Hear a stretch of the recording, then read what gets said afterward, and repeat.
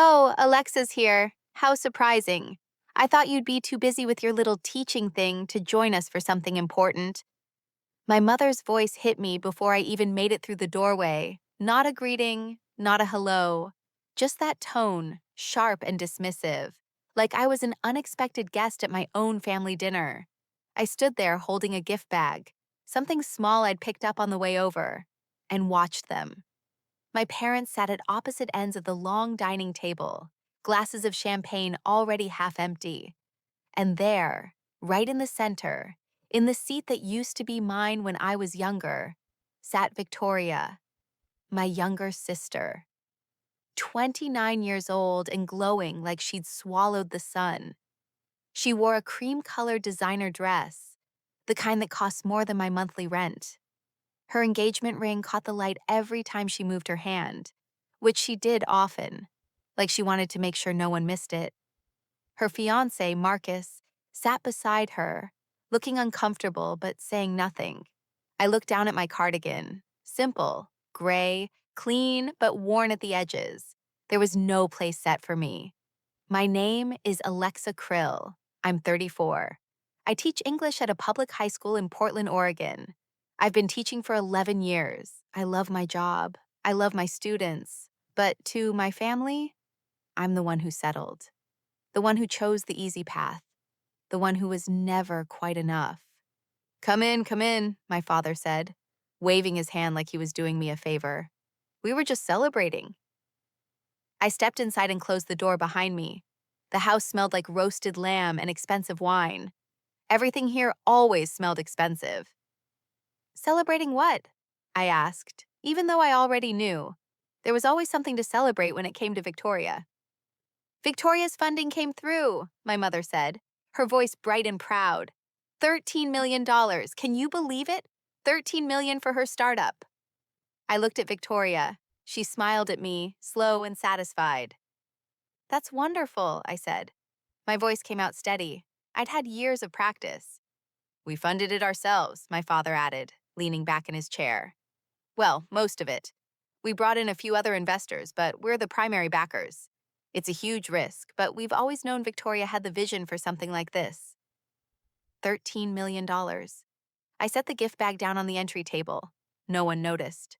We're so proud of her, my mother continued, reaching over to squeeze Victoria's hand.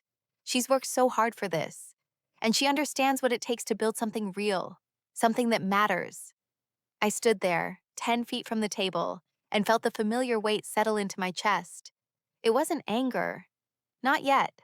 It was something quieter, something I'd carried for so long I didn't know how to put it down. You know, Alexa, my mother said, turning to me with that look, the one that pretended to be kind. We've always admired your contentment. You've never needed much. You're happy with simpler things. That's a gift in its own way. Simpler things, like my job, like my apartment, like my life. Victoria lifted her champagne glass and took a sip, her eyes on me the whole time.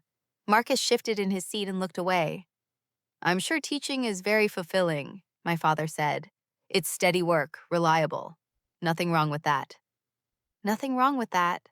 I looked at the table again, at the empty space where I should have been, at the champagne I wasn't offered, at the family I'd driven 40 minutes to see, holding a gift no one cared about. I should go, I said. My mother's face changed, not hurt, annoyed. Don't be dramatic, Alexa, she said, her voice cooling. This is exactly why we invest in Victoria. She understands gratitude. I looked at her, really looked at her. And for the first time in my life, I didn't try to explain myself. I didn't apologize. I didn't make it easier for her. I just turned around, opened the door, and walked out. Behind me, I heard Victoria laugh. Ah, delicate, victorious. I got into my car and sat there for a moment, hands on the steering wheel, staring at the house I grew up in. The lights were warm inside, the laughter carried through the walls. And I realized something. I had spent 34 years trying to earn a seat at that table. But maybe it was time to build my own. I drove home in silence. The city lights blurred past my window, soft and out of focus, like everything else in my life had become. I kept my hands steady on the wheel. I kept my breathing even. I would not cry. Not over this, not again. But the tightness in my chest wouldn't leave. $13 million. The number kept circling in my mind, not because of the money itself, but because of what it meant. It was proof, a public declaration, a measure of worth that my parents had quantified and delivered, and it had nothing to do with me. I thought about my college graduation.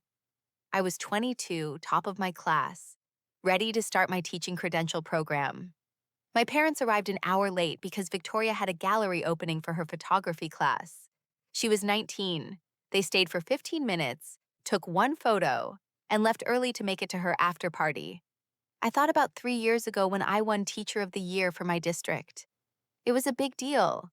There was a ceremony, a plaque, a speech I'd worked on for weeks. I called my parents the night I found out, excited, hopeful. My mother said, "That's nice, sweetheart," and then spent 20 minutes telling me about Victoria's new boyfriend, some venture capitalist she'd met at a networking event. The award never came up again. Not at Thanksgiving, not at Christmas, not once. I pulled into my apartment complex and sat in the car for a moment, staring at the building. It was small, older. The paint on the trim was peeling in places. But it was mine. I'd made it a home. I climbed the stairs to the second floor and unlocked the door. Inside, the air smelled like the lavender candle I'd left burning that morning. My bookshelves lined 2 walls, packed with novels and poetry collections and student essays I'd saved over the years. Their artwork covered my refrigerator, bright and hopeful and messy in the way only teenage creativity can be. I loved my job. I loved my students.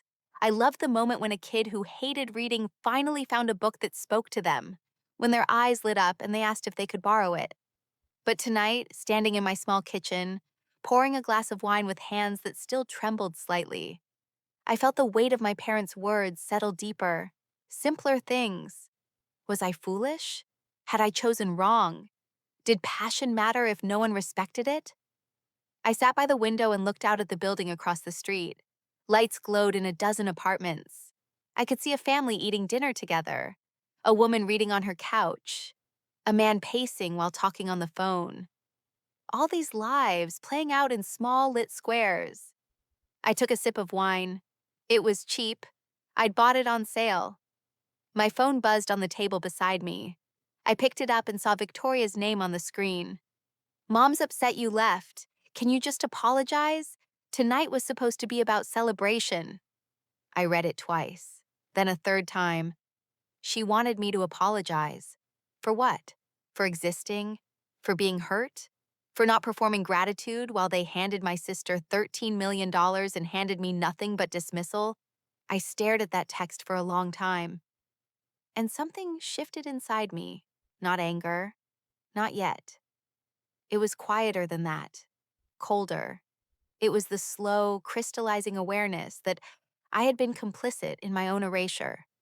That every time I absorbed their cruelty without response, every time I made myself smaller to avoid conflict, every time I convinced myself it didn't matter, I had given them permission to treat me this way.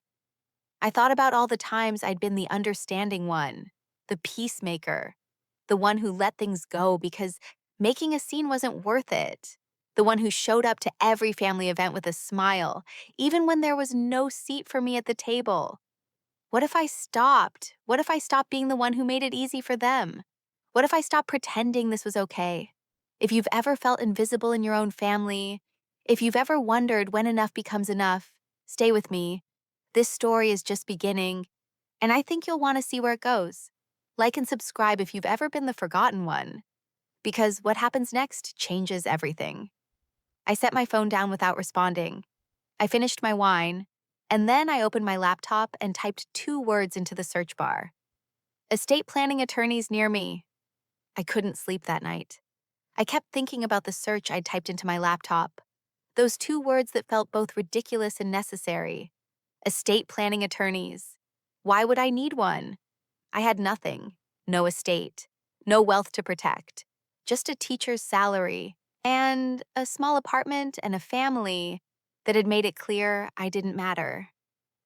But something nagged at me, a memory I'd pushed down for years.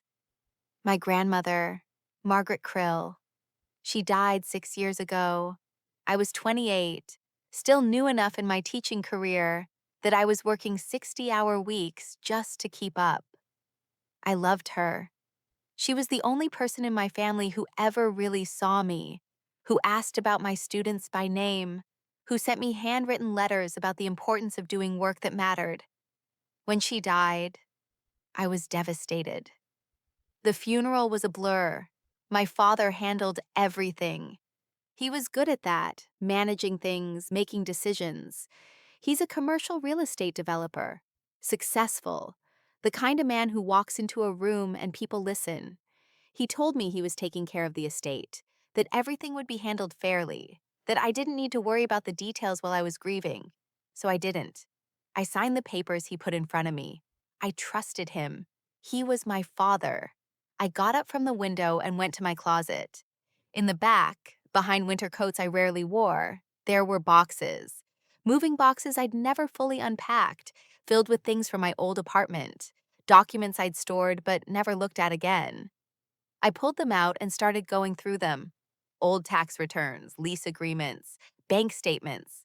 And then, at the bottom of the third box, a manila envelope with my grandmother's name written on it in my own handwriting.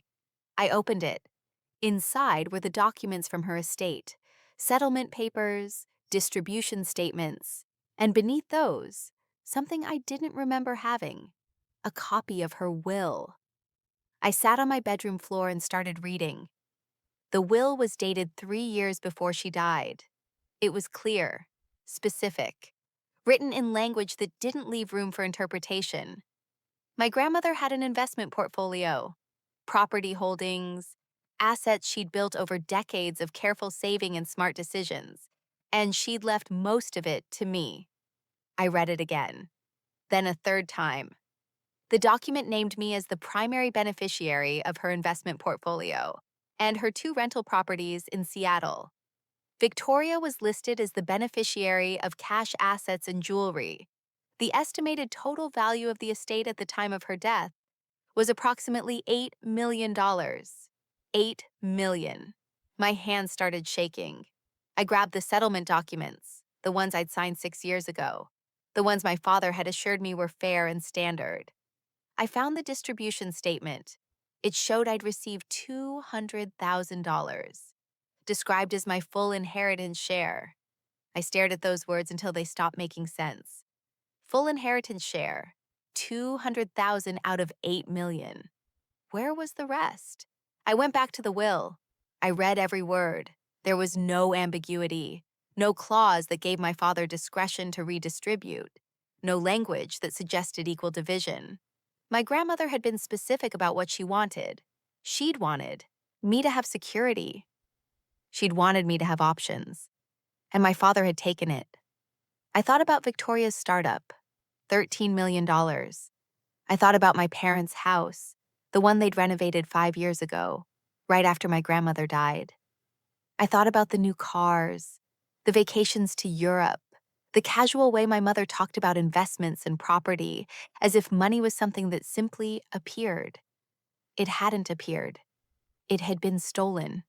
From me. I sat on my floor surrounded by papers, and I felt something cold settle into my chest. Not anger yet. Something worse. Clarity. My father hadn't just favored Victoria. He'd been systematically erasing my worth for years. He'd used legal documents and my own grief and trust as weapons. He'd looked me in the eye, called me sweetheart, and robbed me of millions of dollars that my grandmother had specifically left to me. And I'd signed the papers. I'd made it easy. My phone rang. I looked at the screen. Dad. I almost didn't answer, but something made me pick up. Sweetheart. His voice was warm, paternal, the voice I'd trusted my entire life. Your mother told me about last night. Why don't you come by the house tomorrow? We should talk about your future. I might have some opportunities for you. Opportunities.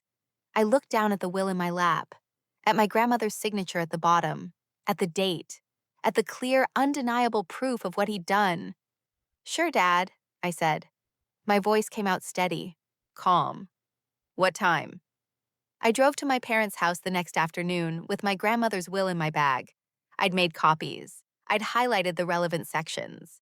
I'd spent the morning reading every word until I had it memorized. But I didn't know yet if I was going to show it to them. The house sat at the end of a long driveway, behind iron gates that opened automatically when I pulled up. It was massive, 3 stories of white stone and glass, surrounded by gardens that someone else maintained, marble floors in the entryway, original artwork on the walls, floor-to-ceiling windows that looked out over perfectly manicured lawns. I'd grown up here, but it had never felt like home. My mother met me at the door with air kisses, one on each cheek, her perfume expensive and overwhelming. "Alexa, sweetheart, come in. Your father's waiting in his study."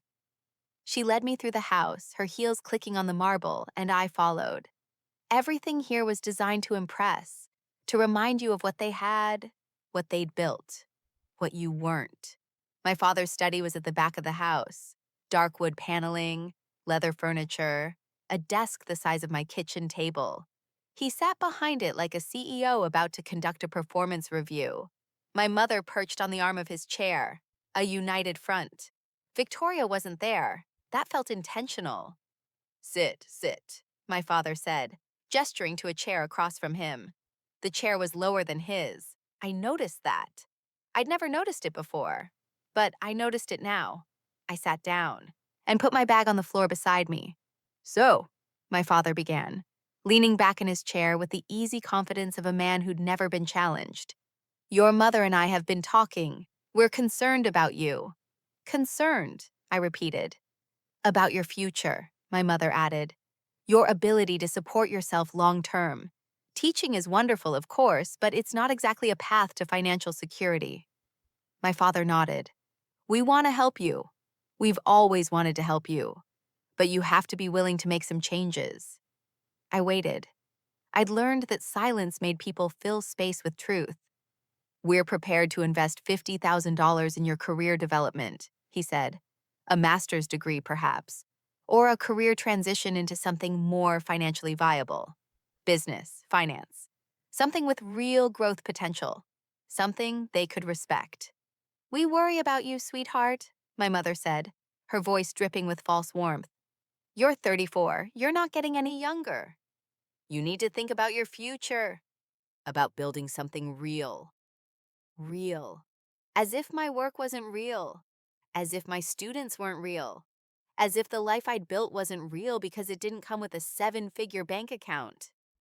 I looked at my father, at the man who'd raised me, who'd taught me to ride a bike, who'd walked me to my first day of kindergarten, the man who'd stolen $8 million from me. "That's generous," I said. My voice was calm, steady. "Can I ask you something?" "Of course." "How is Victoria's business doing?" My father smiled. "Wonderfully. She's already secured 3 major clients. The projections are excellent. We're very proud of her." "I'm sure you are," I said. "And Grandmother Margaret's estate. I was thinking about her recently. What happened with all of that?" Something flickered in my father's eyes, just for a second, but he recovered quickly. "Your grandmother's estate was complex," he said. "Mostly illiquid assets. I had to make some difficult decisions to maximize value for everyone. It took years to settle properly. But it's all settled now?" "Yes, years ago. You received your distribution. You remember? $200,000, my full inheritance share." "Right," I said. "I just wanted to make sure there weren't any family assets I should know about. For my own planning?" "No, no," my father said, waving his hand dismissively. "Everything was handled. You don't need to worry about any of that."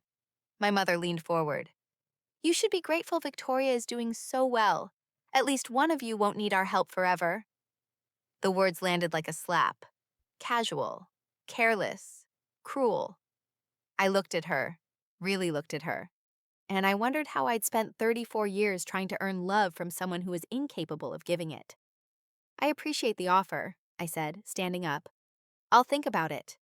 Don't think too long, my father said. Opportunities like this don't come around often. I picked up my bag. The will inside felt heavy, solid, real. I was halfway to the door when my father's voice stopped me. Oh, and Alexa, one more thing. We're updating our own estate plan next month. Given Victoria's business success and your situation, we want to make sure everything is structured appropriately. You understand. I turned around slowly. He was smiling, benevolent, paternal. We just want to be fair, he said. Make sure our assets go where they'll do the most good.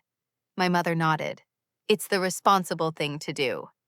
They were going to disinherit me, officially, legally, while I was still alive to watch them do it. And they thought I'd just accept it, just like I'd accepted everything else. I understand, I said. And I did. Finally. Completely. I walked out of that house and got into my car, and I didn't look back. I made an appointment with an estate litigation attorney 2 days later. His name was James Morrison. His office was downtown, on the 14th floor of a building that smelled like old money and expensive coffee. The waiting room was quiet. Dark wood, leather chairs, walls lined with legal volumes that probably cost more than my car. I sat there with a folder full of documents on my lap, feeling like I was about to step off a cliff I couldn't see the bottom of. A secretary led me back to Morrison's office. He was older, maybe 60, with gray hair and the kind of steady, serious face that made you trust him immediately. Ms. Krill, he said, shaking my hand. Please, sit. I sat down and put the folder on his desk. I need you to look at these, I said. I need to know if what I think happened actually happened. He opened the folder. Inside was everything I'd found. My grandmother's original will, the settlement papers I'd signed 6 years ago, bank statements, property records, copies of documents I'd requested from the county recorder's office. Morrison didn't say anything. He just read, slowly, carefully, turning pages with the deliberate attention of someone who'd seen stories like this before. I watched his expression change. His jaw tightened, his eyes narrowed. After 40 minutes of silence, he looked up at me. Ms. Krill, he said, his voice measured and calm. This is one of the clearest cases of estate fraud I've encountered in 23 years of practice. The room tilted slightly. I gripped the arms of my chair. Your father used his position as executor to misappropriate approximately $7.8 million of your inheritance, Morrison continued. He restructured assets, created shell accounts, and had you sign documents that waived your rights to contest the distribution, all while you were grieving and trusting his guidance. $7.8 million. I couldn't breathe. The statute of limitations for estate fraud in Oregon is typically 3 years, Morrison said. But there's a discovery rule exception. The clock starts when the fraud is discovered, not when it occurred. Given that you only just found the original will, you're well within the window to file suit. File suit, I repeated. My voice sounded far away. Yes, civil litigation to recover the misappropriated assets. And given the evidence here, there's clear intent to deceive. That could expose your father to criminal charges beyond civil liability. Criminal charges? My father, the man who taught me to ride a bike, who walked me to kindergarten, who I trusted with everything. What would I recover? I asked. The original inheritance plus 6 years of investment growth, Morrison said. Based on standard market returns and the property appreciation, we're looking at approximately $12 million. $12 million. The number was so large it didn't feel real. But I need to be clear with you about what this means, Morrison said, leaning forward. Litigation will destroy your family relationships completely. It will likely take 2 to 3 years. It will become public record. And it will almost certainly damage your sister's business reputation. Why Victoria's business? Because the $13 million your parents invested in her startup? Morrison tapped the documents. Based on the timeline and the asset transfers I'm seeing here, that money likely came from your stolen inheritance. If that becomes public, if investors discover the funding source was fraudulent, her entire company could collapse. I sat there, trying to process what he was saying. I hadn't come here seeking revenge. I'd come here seeking truth, seeking answers, seeking some explanation for why I'd spent my entire life feeling invisible and worthless and never quite enough. But truth and revenge had become the same thing. I need time, I said. Of course, Morrison said. Take all the time you need. But Ms. Krill, I want you to understand something. What your father did wasn't just unfair. It wasn't just cruel. It was criminal. He stole from you. He lied to you. And he's planning to do it again with his new estate plan. I nodded. I couldn't speak. Call me when you're ready, he said. I walked out of his office in a daze, down the elevator, through the lobby, out into the bright afternoon sunlight that felt too cheerful for what I'd just learned. I got into my car and sat there. I couldn't drive. I couldn't move. I couldn't think. My entire life had been built on a lie. My parents didn't just prefer Victoria. They didn't just dismiss my choices or belittle my career. They had actively, deliberately robbed me to fund her success. They had stolen my future to build her dream. And they had done it so smoothly, so carefully, that I'd never even questioned it. I'd signed the papers, I'd thanked them, I'd walked away with $200,000 and felt grateful. I sat in that car outside Morrison's office for nearly an hour, watching people walk by on the sidewalk, living their normal lives, carrying their normal problems, and I couldn't stop thinking about one question. If your family stole your future to build your sibling's dream, what would you do? Would you burn it all down for justice or walk away for peace? I genuinely don't know what I would choose, and I wonder what you're thinking right now. My phone buzzed in my lap. I looked down at the screen. Victoria. Dad told me about your meeting yesterday. I'm proud of you for finally thinking about your future. Let me know if you want to talk about opportunities. My company is looking for a communications coordinator. 65,000, I could put in a word. I stared at that text until the words stopped making sense. She was offering me a job at her company, the company funded by my stolen inheritance. $65,000 a year, less than 1% of what they'd taken from me. And she thought she was being generous. The obliviousness was almost impressive. I put my phone down and started the car. I knew what I had to do. I didn't respond to Victoria's text. I deleted it and put my phone away. Instead, I became a detective in my own life.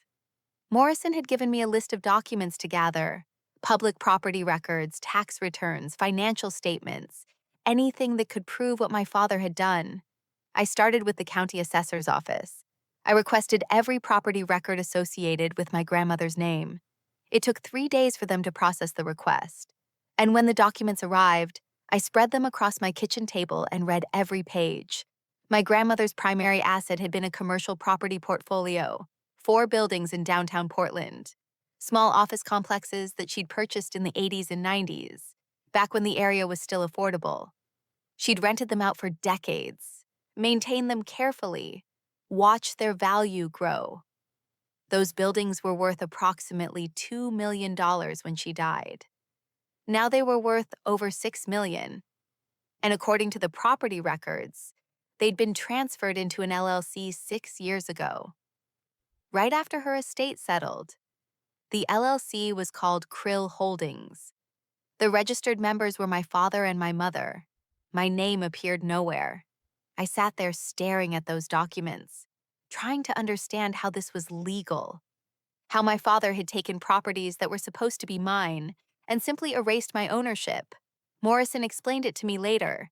My father had used his power as executor to restructure the estate. He'd claimed the properties needed to be placed in an LLC for tax purposes, for liability protection, for easier management. And I'd signed documents authorizing him to make those decisions. I trusted him. The buildings generated rental income, approximately $40,000 a month. For 6 years, that money had been flowing into my parents' accounts while they lectured me about financial responsibility and simpler things and being content with less.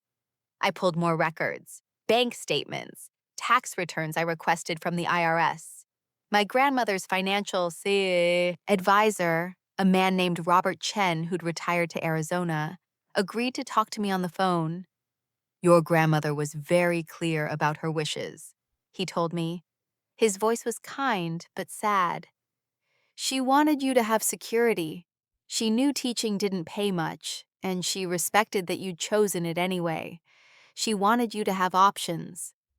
Did my father know that? I asked. There was a long pause. Yes, Robert said. He knew. I thanked him and hung up. And then I found something that made me physically ill. The $200,000 I'd received as my full inheritance, the money I'd been so grateful for, wasn't even my grandmother's money. It was a loan from my father's business account. Buried in the settlement documents, on page 47 of a 50-page packet, was a promissory note. I'd signed it without reading it, trusting that my father was handling everything correctly. The note stated that I was borrowing $200,000 to cover estate taxes and legal fees. I was required to pay it back over 10 years at 5% interest. Monthly payments of $1,500. I'd been making those payments for 6 years. I'd believed I was repaying my father's generosity, his willingness to cover costs so I could receive my inheritance faster. But there were no estate taxes. There were no legal fees that required a loan. He'd given me a fraction of my own money and then made me pay him back for it, with interest. I sat at my kitchen table surrounded by documents, and I couldn't move. I couldn't think. I felt like the floor had disappeared beneath me. I wasn't just angry. I was disoriented. Every memory felt contaminated. Every family dinner, every holiday, every conversation where my parents had looked me in the eye and told me they loved me, that they wanted what was best for me, that they were proud of me even if I'd chosen a simpler path. They'd been lying, every single time. I thought about the years I'd struggled on a teacher's salary, the vacations I couldn't afford, the student loans I was still paying off, the small apartment with the peeling paint, the cheap wine, the careful budgeting, the constant awareness that I had less than everyone around me. And the whole time, my parents had been living off my money, throwing millions at Victoria's dreams, building their empire on what they'd stolen from me. My phone rang. Morrison. I answered. Alexa, he said. I have new information. I waited. I contacted your grandmother's estate attorney, the one who drafted her original will. His name is David Brennan. He's been retired for 4 years, but he remembers your case. And? He says your father pressured him to retire early, right after the estate settled. Brennan was uncomfortable with how your father handled the distribution. He flagged irregularities, concerns about the asset transfers, the timeline, the way you were isolated from the process. But your father was his client, and he didn't have standing to challenge the executor's decisions. Why is he telling you this now? Because he's been carrying guilt about it for 6 years, Morrison said. He knew something wasn't right, and he's willing to testify. I closed my eyes. Alexa, Morrison said quietly, we have enough. We have more than enough. The question now is what you want to do with it. I looked at the documents spread across my table, the evidence of 6 years of theft, of lies, of systematic erasure. I'll call you back, I said. I hung up and sat in the silence of my apartment, and I knew exactly what I wanted to do. My mother called on Tuesday. We're having a family dinner Friday night, she said, her voice bright and expectant, to celebrate Victoria's engagement. Marcus proposed last weekend. It's just family. 7 o'clock. Please try to be happy for your sister. Please try to be happy for your sister. As if happiness was something I could manufacture on command. As if I hadn't spent my entire life trying to be happy for Victoria, while she collected everything that should have been mine. But I said yes, because I needed to see them. I needed to watch them together, with my new understanding, with the evidence I'd gathered sitting in Morrison's office. I needed to decide if there was any possibility of reconciliation before I destroyed everything they'd built. Friday came. I dressed carefully that morning. Not my usual style, the simple cardigans and comfortable jeans. I wore a black dress, simple but elegant, something that made me look like I belonged in their world. I did my makeup. I straightened my hair. I looked at myself in the mirror and barely recognized the woman staring back. I arrived at 7 exactly. Not early, not late. I brought wine, something mid-range that wouldn't embarrass me, but wouldn't pretend I had money I didn't have. My mother answered the door with her practiced smile. "Alexa, darling, come in." The house glowed with warm light. There were catered appetizers on the dining room table, champagne in crystal glasses, flowers arranged in expensive vases. Everything perfect. Everything designed to impress. Victoria stood in the living room with Marcus, her hand extended so everyone could admire her ring. It was enormous, a diamond that probably cost more than I made in a year, set in platinum, catching the light like a weapon. Marcus saw me and smiled. He'd always been kind to me, warm, genuine. That made this harder. He had no idea his fiance's success was built on stolen money. He had no idea the family he was marrying into had funded their empire by robbing me. "Alexa," he said, pulling me into a hug. "Good to see you." "Congratulations," I said. I meant it. He seemed like a good man. He deserved better than this. We moved to the dining room. My father sat at the head of the table, my mother beside him, Victoria and Marcus across from me. The same arrangement as always, the same hierarchy. Dinner was catered: salmon with asparagus, roasted potatoes, a salad with ingredients I couldn't pronounce. My father poured champagne for everyone. "To Victoria and Marcus," he said, raising his glass. "To their future together." We drank. The conversation flowed around me. My father talked about his latest real estate development. My mother discussed the wedding venue they were touring next week. Victoria showed me photos on her phone of dresses she was considering. And then the comments started. Small, casual, cruel. "You know, Alexa," my father said, cutting into a salmon. "You could learn something from Victoria about presentation. First impressions matter in life." My mother nodded. "Especially now that Victoria's getting married. There will be photos, family photos. You might want to think about your appearance more." I took a sip of champagne and said nothing. "I mean, there's nothing wrong with being a teacher," my father continued. "It's noble work, noble poverty, as they say."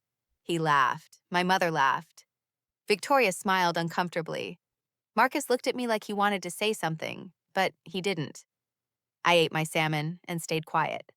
I was good at staying quiet. I'd had 34 years of practice. Victoria was quieter than usual tonight. She kept glancing at me, her expression almost guilty. Or maybe I was imagining it. Maybe I wanted to see guilt where there was only indifference. Dessert came, chocolate mousse in individual glass cups, topped with fresh berries and gold leaf. Actual gold leaf. My father cleared his throat. "We have an announcement," he said. Everyone looked at him. "Your mother and I have decided to give Victoria and Marcus a wedding gift." He paused for effect. "We're giving them a down payment on a house.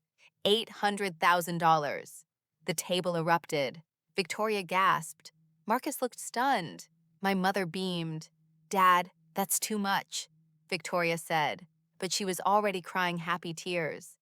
"Nothing is too much for our daughter," my father said. "You deserve a good start, a real foundation." I watched Victoria's face transform with joy. I watched Marcus's genuine gratitude. I watched my parents bask in the glow of their own generosity. $800,000. Money that came from my inheritance. Money they'd stolen from me. Money they were now giving to Victoria as if it had always been theirs to give. And they had no idea I knew. They sat there celebrating, drinking champagne, making toasts, talking about houses and neighborhoods and futures. And I sat across from them watching it all like I was outside my own body. The surreal quality of the moment was overwhelming. I was sitting at a table with people who'd robbed me, watching them celebrate with my money, and they thought this was normal. They thought this was love. My mother refilled everyone's champagne. My father cut into his mousse. Victoria pulled up real estate listings on her phone to show Marcus. And then Victoria's voice cut through the conversation. "Alexa." I looked up. The table went quiet. Everyone turned to me. Victoria's eyes were bright with emotion, real emotion, or what looked like real emotion. I have something to ask you, she said. I waited. Would you be my maid of honor? The question hung in the air. I know we haven't always been close, Victoria continued. Her voice was soft, vulnerable. I know I haven't always been the best sister, but you're my only sister, and I want you standing beside me on the most important day of my life. My mother put her hand over her heart. My father smiled. Marcus nodded encouragingly. Victoria looked at me with what seemed like genuine hope, and I realized something with cold, crystallizing clarity. She believed this. She truly believed she deserved this. She believed our relationship was normal. She believed I should be grateful for the crumbs of inclusion she was offering me. She had no idea what she'd taken, what they'd all taken. Can I think about it? I asked. My voice came out steady. Victoria's face fell slightly, but she recovered. Of course. Take your time. But we both knew what that meant. I didn't answer Victoria's question right away. The silence stretched across the table, uncomfortable and thick. My mother jumped in. Of course she will, Victoria. Alexa would be honored. She answered for me, like I was a child, like I didn't have a voice of my own. And something inside me snapped. Not loudly, not dramatically, just a quiet final break. I need to think about it, I said. The table froze. My father's expression darkened. My mother's smile became fixed, plastic. Victoria looked genuinely confused, like she couldn't understand why I wouldn't immediately say yes. It's a big commitment, I continued, keeping my voice steady and calm. And I want to make sure I can give it the attention it deserves. The words were perfectly reasonable, polite, appropriate. But the subtext was clear. I was declining to play my assigned role, and they didn't know how to respond. My father cleared his throat.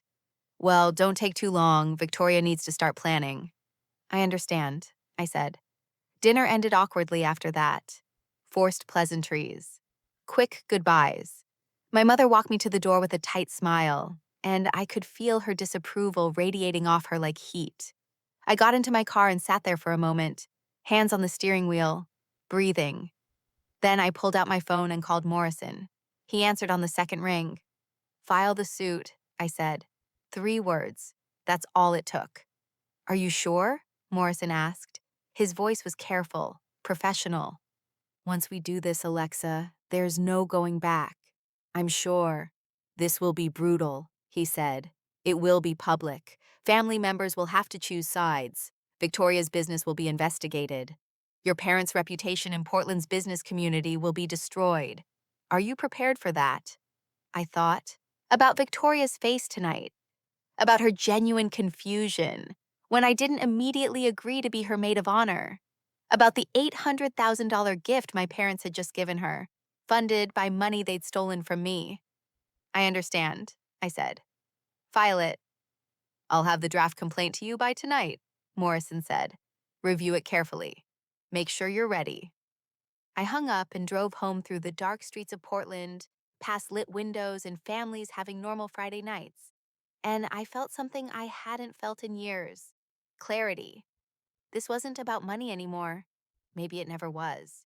It was about truth, about refusing to be erased, about standing up in a room where I'd been invisible my entire life and saying, I existed, I mattered, and you stole from me. I knew Victoria wasn't entirely innocent, but she was also a victim of our parents' choices. She'd been raised to believe she was exceptional while I was expendable. She'd been given everything while I was given nothing.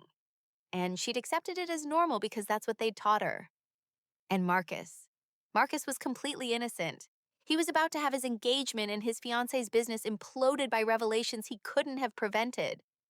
But I'd spent 34 years protecting everyone else's feelings while mine were systematically dismissed. I was done being the understanding one, the forgiving one, the one who absorbed damage to keep the peace. I parked in my apartment complex and climbed the stairs to my door. Inside, everything was quiet.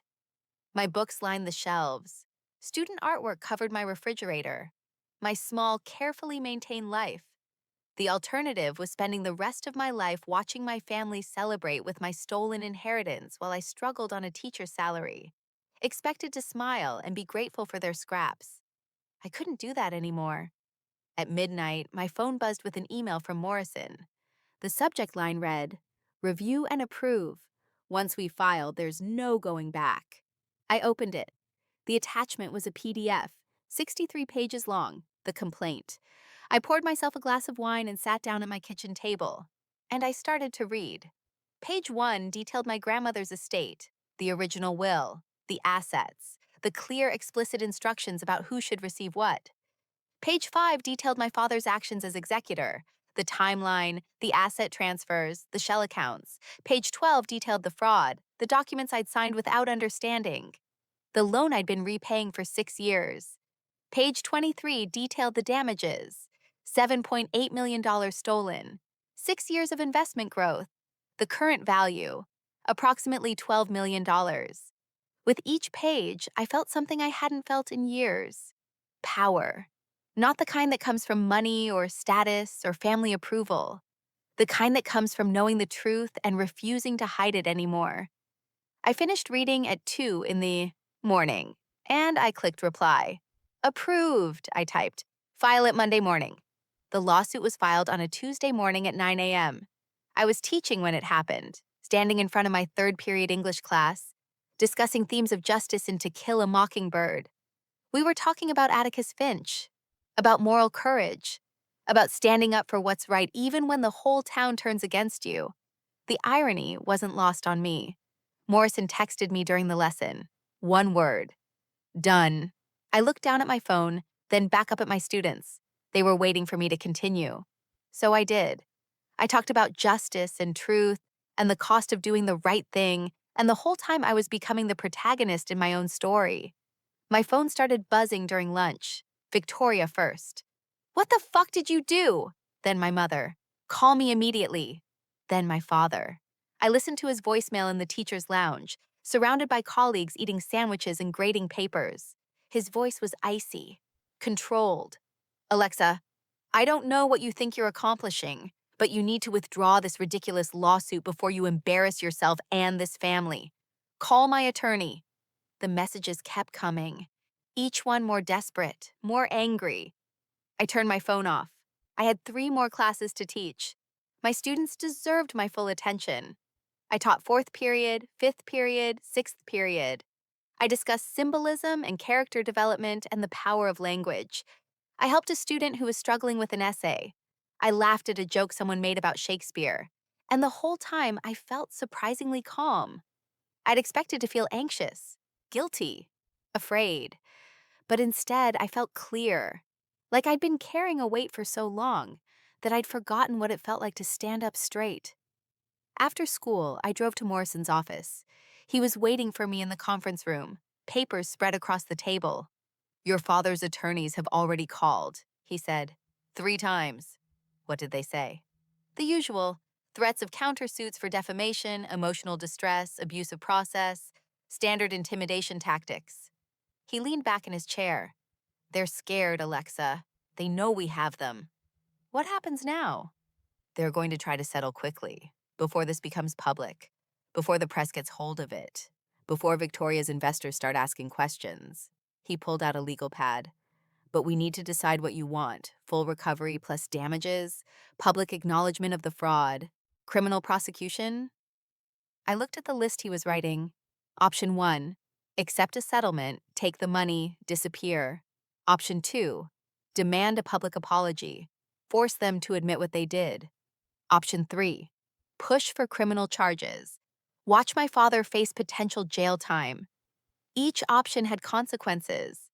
None of them would give me back the years I'd lost, the relationship I thought I had, the family that never actually existed.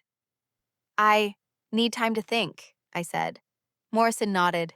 Take tonight, but tomorrow we'll start getting settlement offers, and I need to know our bottom line. I sat there staring at that list, at the choices laid out in front of me like paths through a forest I couldn't see the end of. And I realized something.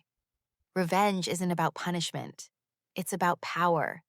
The power to choose how your story ends instead of letting others write it for you.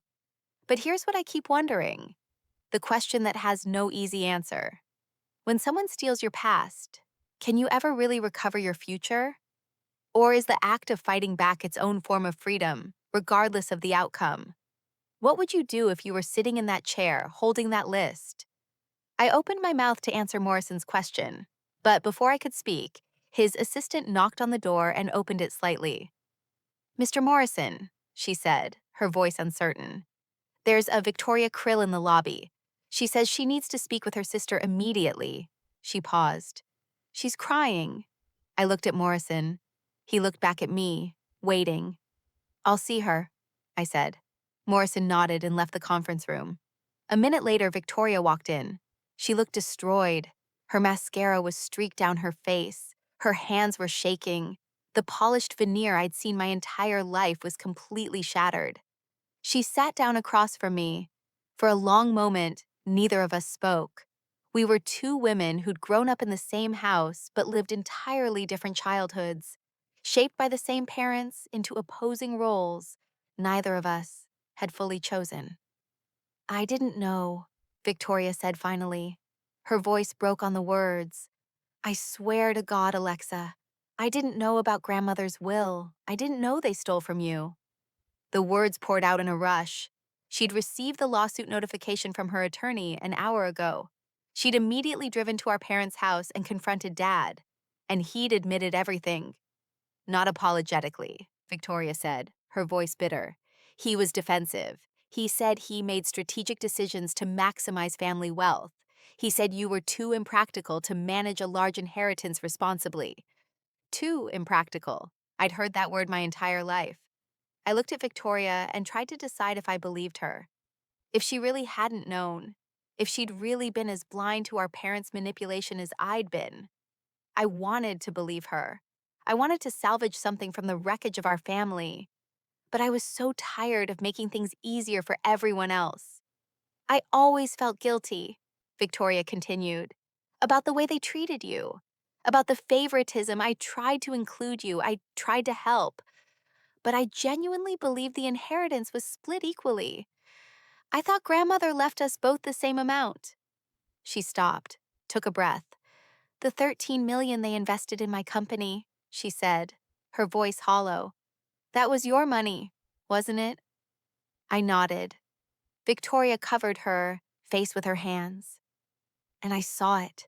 The moment her entire world collapsed. Her success, her engagement, her company, her adult identity, all of it built on stolen foundations. "I'll pay you back," she said desperately, looking up at me. "I'll sell the company. I'll liquidate everything. I'll make this right."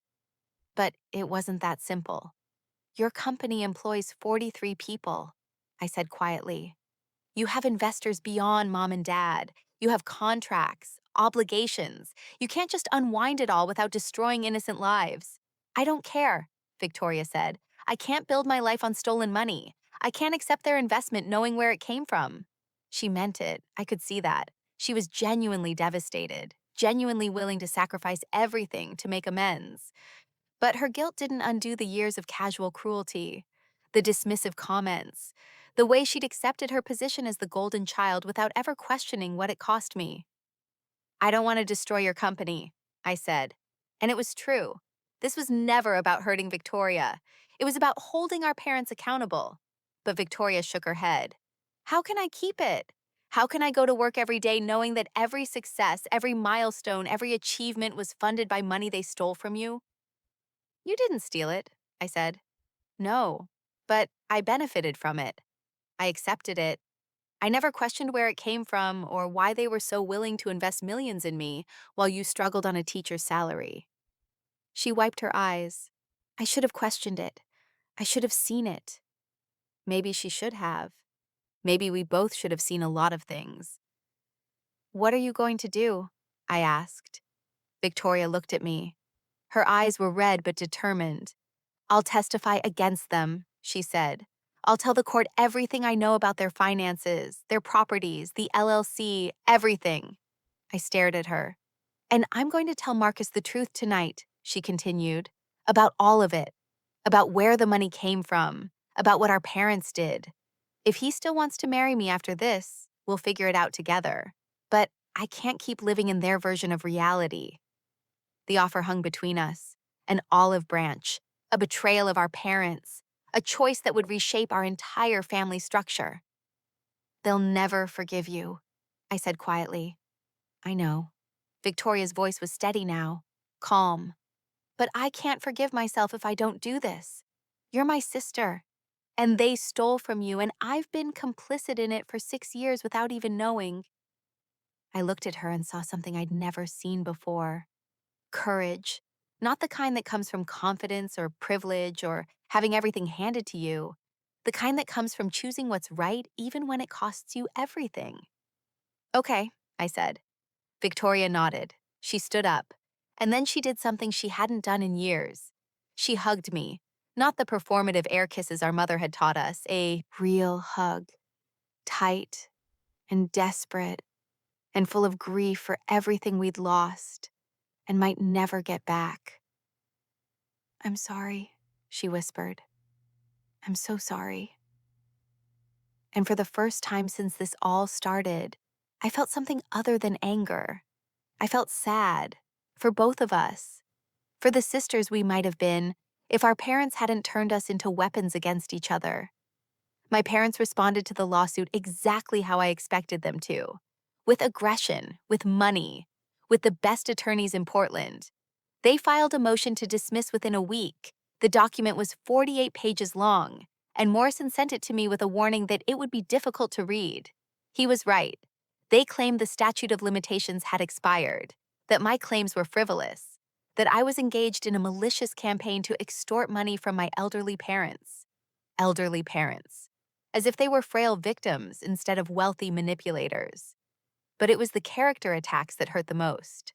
They suggested I was mentally unstable, financially desperate, resentful of my sister's success. They submitted affidavits from family friends describing me as difficult and ungrateful. They painted a picture of a troubled daughter lashing out at generous parents who'd only ever tried to help her. I sat at my kitchen table reading those words, and I felt something crack inside me. It's one thing to know your parents don't value you. It's another thing to see them actively trying to destroy your credibility in legal filings that will become public record. They weren't just denying the theft. They were trying to rewrite my entire identity, to make me the villain in a story where I was the victim. Morrison called me after I'd finished reading. This is standard defense strategy, he said. Judges see through these tactics all the time. Don't let it get to you. But the emotional damage was already done. Then the media got involved. Someone leaked a version of the story to Portland's Business Journal. I'm sure it was my parents' PR team.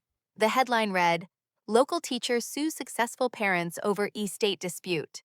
The article was carefully worded to avoid libel, but the implication was clear. I was a disgruntled daughter, jealous of my sister's success, trying to cash in on a family disagreement. The comment section filled up within hours. Strangers who knew nothing about the actual facts called me greedy, entitled, ungrateful. They said I should be ashamed, that I was tearing my family apart over money. The teachers like me gave educators a bad name. I stopped reading after the first 50 comments. But the violation stayed with me. My private family trauma had become public entertainment, fodder for internet strangers' moral superiority. I went to work. I taught my classes. I graded papers. I smiled at my colleagues and pretended everything was fine. But at night, I sat in my apartment and felt the weight of what I'd started. Victoria kept her promise. She gave her deposition 3 weeks after the lawsuit was filed. Morrison sent me the transcript. She provided documentation of her company's funding sources. She confirmed that she'd been told the money came from our parents' personal wealth. She testified that she'd never seen grandmother's original will, that she'd had no knowledge of any fraud until I filed the lawsuit. Her testimony was devastating to our parents' defense, and the rift in our family became absolute. Our mother called Victoria a traitor, left her a voicemail that Victoria played for me over the phone, her voice shaking. You've chosen your sister over your own parents, over the people who gave you everything. I hope you can live with that. Our father went further. He threatened to sue Victoria for defamation, to go after her company, to destroy everything he'd helped her build. The golden child had fallen from grace, and our parents responded with the same cold cruelty they'd always shown me. Marcus stood by Victoria. I respected him for that. He released a statement through his own attorney clarifying that he'd had no knowledge of the estate fraud, that he supported Victoria's decision to cooperate with the investigation, that he believed in truth and accountability. The wedding was postponed indefinitely. Victoria moved out of the house our parents had been buying for them. She rented a modest apartment in Southeast Portland and began the process of restructuring her company's finances to separate from our parents' investment. She called me once a week. We didn't talk about much. Mostly, she just wanted to hear my voice, to know she wasn't alone. I understood that feeling. The lawsuit moved forward. Depositions, discovery, document requests. Morrison was confident we'd win, but he warned me it could take months, maybe years. I was prepared for that.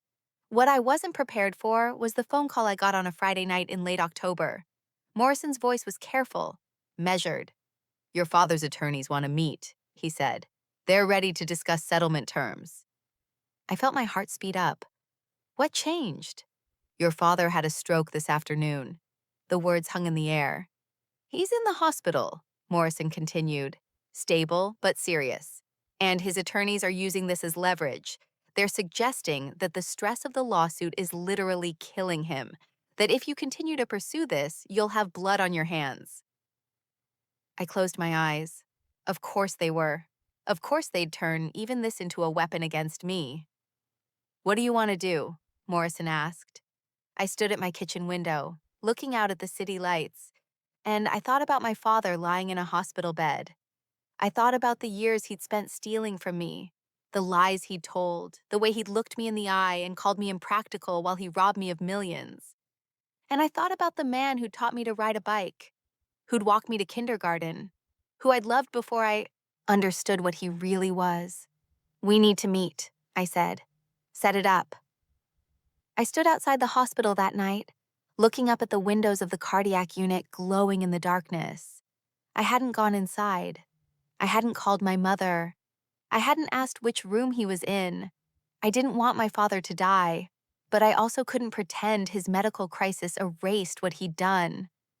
Morrison had warned me this would happen, that my father's attorneys would use his health to pressure me into accepting a reduced settlement, that they'd make me the villain who literally killed her father with a lawsuit. My phone rang. My mother. I almost didn't answer, but I did. "Are you happy now?" Her voice was thick with tears and rage. "Your father is in the hospital because of your greed.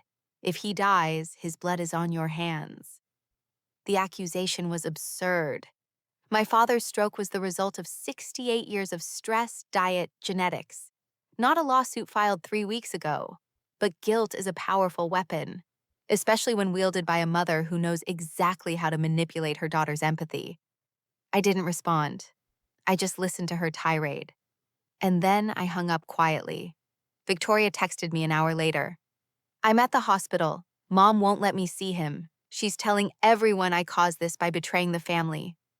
I don't know what to do." I stared at that text and felt something break inside me. Victoria had done the right thing. She'd told the truth, and now she was being punished for it, experiencing for the first time the conditional nature of our parents' love. I understood that feeling better than anyone. Morrison sent me the settlement offer the next morning. $3 million, a fraction of what I was owed, in exchange for dropping the lawsuit and signing a non-disclosure agreement that prevented me from ever discussing the estate fraud publicly. They also required a public statement from me expressing regret for the family discord and wishing my father a full recovery. The offer was insulting, designed to make me choose between justice and being blamed for my father's death. I sat at my kitchen table and read it 3 times. $3 million would change my life. I could pay off my loans, buy a house, travel, maybe even start the nonprofit I'd always dreamed of for underfunded schools. But accepting it meant letting my parents control the narrative. It meant signing away my right to tell the truth. It meant allowing them to rewrite history one more time. I could reject the offer, push forward with the lawsuit, risk public blame if my father's health deteriorated, fight for the full recovery I was legally entitled to. I looked at the settlement offer on my laptop screen, and I realized something. My father's stroke, whether genuine or exaggerated, had given me something I'd never had before: leverage. For the first time in my life, my parents needed something from me, and I got to decide whether they received it. The power dynamic had finally, irrevocably shifted. I drafted my counteroffer with Morrison's guidance, and it was a masterpiece of strategic revenge disguised as reasonable compromise. $7 million, half of what I was actually owed, but substantially more than their insulting $3 million. In exchange, I dropped the civil suit and agreed not to pursue criminal charges against my father. But there would be no NDA, no public statement of regret, no admission of wrongdoing on my part. Additionally, my parents had to transfer ownership of one of my grandmother's original properties directly to me. I wanted a tangible connection to the inheritance that was stolen, and the final condition was the most pointed. My parents had to establish an educational trust fund of $500,000 in my grandmother's name, administered by an independent trustee, providing scholarships to first-generation college students pursuing teaching careers. This wasn't just about recovering money. It was about ensuring my grandmother's values were honored, about creating something meaningful from the wreckage of family betrayal. Morrison delivered the counteroffer to my father's attorneys on a Tuesday morning. The response was swift and furious. They called it extortion, said I was taking advantage of my father's medical crisis, threatened to take the case to trial and destroy my reputation. But Morrison calmly pointed out their alternative: a trial that would expose every detail of the estate fraud. That would likely result in criminal charges. That would permanently destroy their client's reputation in Portland's business community. That would cost them far more than $7 million in legal fees and damages. The negotiation took 3 days of back and forth. I held firm on every condition. My mother called repeatedly, alternating between rage and weeping manipulation. But I didn't answer. Victoria served as an unexpected intermediary, shuttling information between me and our parents' attorneys, advocating for acceptance of the counteroffer. I could feel them trying every manipulation tactic they'd ever used on me, and finding none of them worked anymore. Finally, on Thursday afternoon, Morrison called. "They've accepted," he said. "All terms, no modifications. We'll have the settlement agreement drafted by tomorrow." I sat down on my couch and stared at the wall. I'd won, but winning didn't feel like victory. It felt like exhaustion, like I'd been holding my breath for 34 years and could finally exhale, like I'd finally stopped drowning and reached solid ground. Morrison scheduled the settlement signing for the following Monday. At his office, both parties would attend, along with their attorneys, to execute the documents and transfer the funds. It would be the first time I'd seen my parents since the lawsuit was filed. The first time they'd have to face me knowing I couldn't be dismissed or erased anymore. "Are you prepared for that?" Morrison asked. I thought about it for a long time, and I realized something. I'd been preparing for it my entire life. Monday morning arrived gray and cold, typical Portland weather that matched the emotional temperature of the occasion. I dressed in a navy suit, professional, composed, armored. Morrison met me in the lobby of his building. We rode the elevator in silence. The conference room was on the 14th floor, large and impersonal, with a long table where two sides would sit facing each other like opposing armies negotiating a ceasefire. My parents arrived with their attorneys at exactly 10 o'clock. My father looked diminished, older. He moved carefully, like his body had betrayed him. My mother's face was a mask of cold fury. Every line of her body radiated contempt. They took their seats across from me without greeting, without acknowledging my presence beyond a glance that could cut glass. Victoria arrived separately. She sat at the end of the table, neutral territory. Her role as witness and mediator clearly defined. The attorneys handled the formalities, reviewing each document, confirming terms, explaining the legal implications of the settlement. I watched my father's hand shake slightly as he signed the first page. I watched my mother's jaw clench with each document Morrison slid across the table. I watched Victoria's eyes move between us like she was watching something break that could never be repaired. Then came the moment I'd been waiting for. Morrison slid a document across the table, the transfer deed for one of my grandmother's properties, the one she'd loved most, a small commercial building in the Pearl District that now housed an independent bookstore and a coffee shop. My father had to sign it, had to physically acknowledge that he was returning what he'd stolen. I watched him pick up the pen, and I spoke. "I want you to know something," I said. My voice was quiet but steady. My attorneys tensed. Morrison shot me a warning look, but I continued carefully. Grandmother Margaret told me once that the measure of a person isn't what they take, it's what they give. She built her wealth slowly, ethically, and she wanted it to support education and purpose, not just accumulation. You took that from her, and you took it from me, but you couldn't take what she taught me.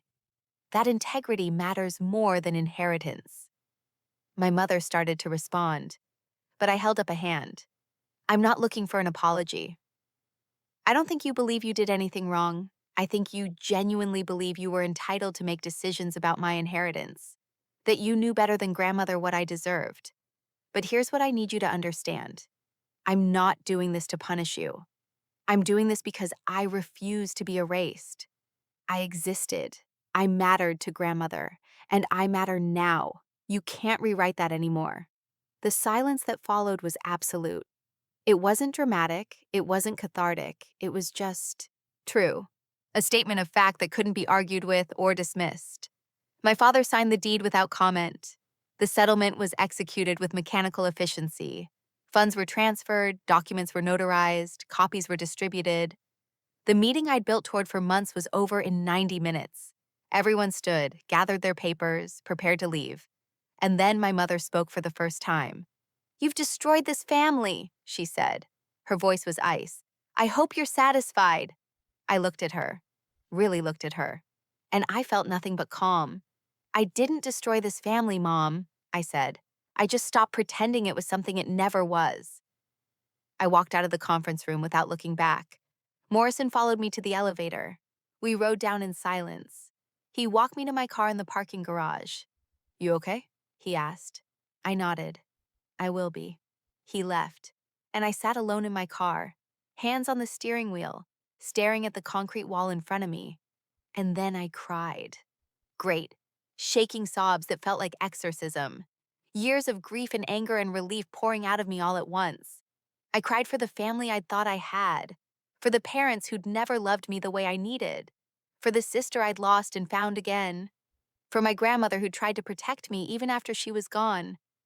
And I cried because it was over. Finally, impossibly, over.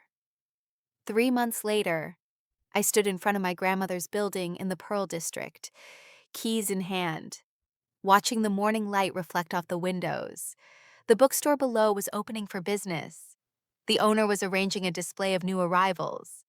The coffee shop was already filling with the early crowd. This building was mine now, legally and morally, and it generated enough rental income that I no longer had to worry about money in the same desperate way I had for my entire adult life. But some things hadn't changed. I was still teaching. I loved it too much to leave. The settlement money didn't change that fundamental truth about who I was. But I'd also started the nonprofit I'd always dreamed of, the Margaret Krill Foundation, named for my grandmother, using part of the settlement to fund educational resources for underfunded schools across Oregon. We'd already provided grants to 12 schools, scholarships to 34 first-generation college students pursuing teaching careers. My grandmother would have loved that. Victoria's company survived the scandal. She restructured and refinanced without our parents' investment. She and Marcus got married in March, a small ceremony, just close friends and a few family members. I attended. It was complicated and sad and hopeful all at once.